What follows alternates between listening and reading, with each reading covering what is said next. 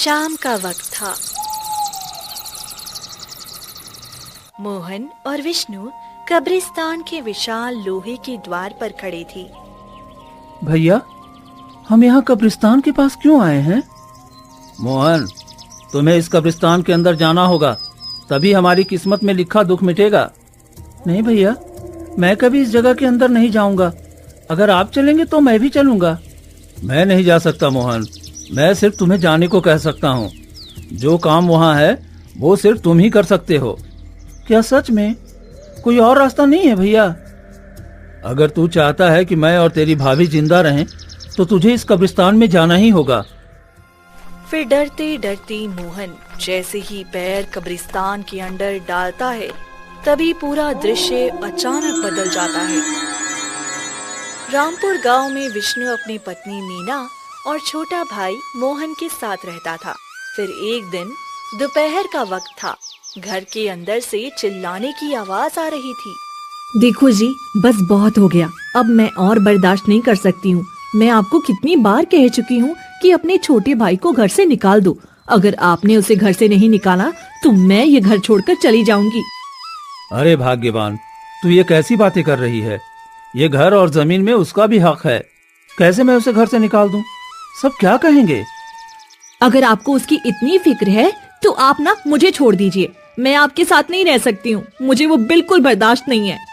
अच्छा ठीक है भाग्यवान, अगर तू कहती है तो मैं कुछ सोचता हूँ और उसे किसी न किसी तरीके से हम अपने घर से निकाल कर ही रहेंगे।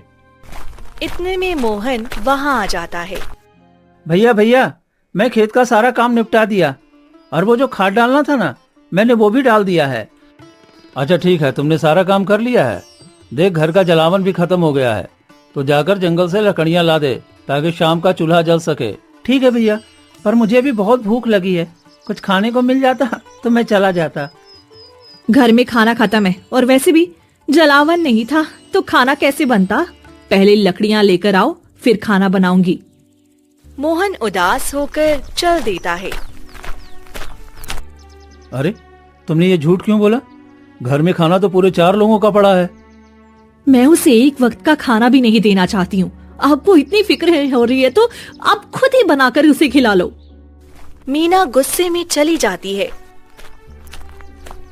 मुझे कुछ न कुछ करके मोहन को घर से निकालना ही होगा, तभी मेरे घर में सुख शांति बनी रहेगी। विष्णु बाहर निकलता है। उसी वक्त 2 गांव वाले बात करते दिखाई देते हैं। अरे तूने सुना? हमारे गांव की सरहद पर जो एक कब्रिस्तान है, उसके पास से 2 व्यापारी आ रहे थे। सुना था कि 2 दिन वो उसी कब्रिस्तान में रहे और अचानक वो पागल होकर वहीं पर मर गए। ये तुम कैसी बातें कर रहे हो पंकज? भला ये कैसे हो सकता है? आखिर वो कब्रिस्तान में पागलों की तरह कैसे था और मर कैसे सकता है? तू नहीं जानता, हमारे दादाओं ने कहा है उस कब्रिस्तान में एक माँ बेटी की आत्मा रहती है और कई वर्षों से वही है। जो भी वहाँ जाता है उसके मन को वश में कर लेती है और उससे अपना मनचाहा काम करवाकर उसे मार देती है। फिर तो वो बहुत खतरनाक आत्मा है। अगर वो हमारे गांव में आ गई तो पता नहीं हमारा क्या हाल करेगी। नहीं, वो हमारे गांव में नहीं आ सकती भाई, उसकी सीमा बंधी है। वो कब्रिस्तान से बाहर नहीं निकलती। जो उसके विस्तार में कदम रखता है ना, उसी के साथ ऐसा होता है। मुझे तो ये सुनकर ही रोंगटे खड़े हो गए। चल भाई, अब ये बात बंद कर। दोनों चले जाते हैं। ये सब विष्णु सुन लेता है। अच्छा, तो कब्रिस्तान का ये राज है। मिल गया रास्ता, मुझे अपने भाई से छुटकारा पाने का रास्ता। वो घर आ जाता है। वहीं दूसरी तरफ मोहन जंगल में लकड़ियाँ काट रहा होता है। तभी एक साधु वहाँ प्रकट हो जाता है। तो लकड़ी काट रहा है? अरे तेरी किस्मत अब बुरी तरह से बर्बाद होने वाली है। चला जा यहाँ से। अब क्या बोल रहे हैं साधु महाराज? मैं ठीक हूँ और मेरे भैया भाभी भी ठीक हैं। आपको क्या हो गया है? जिस भैया भाभी का नाम जप रहा है वही एक दिन तुझे मृत्यु के द्वार पर भेजेंगे। उन्हें त्याग दे और घर वापस कभी मत जा। नहीं, मेरे माता पिता तो बचपन में ही मर गए। भैया भाभी ही मेरे माँ बाप का प्यार दे रहे हैं। मैं उन्हें कभी नहीं छोड़ सकता हूँ। मोहन वहाँ से चला जाता है।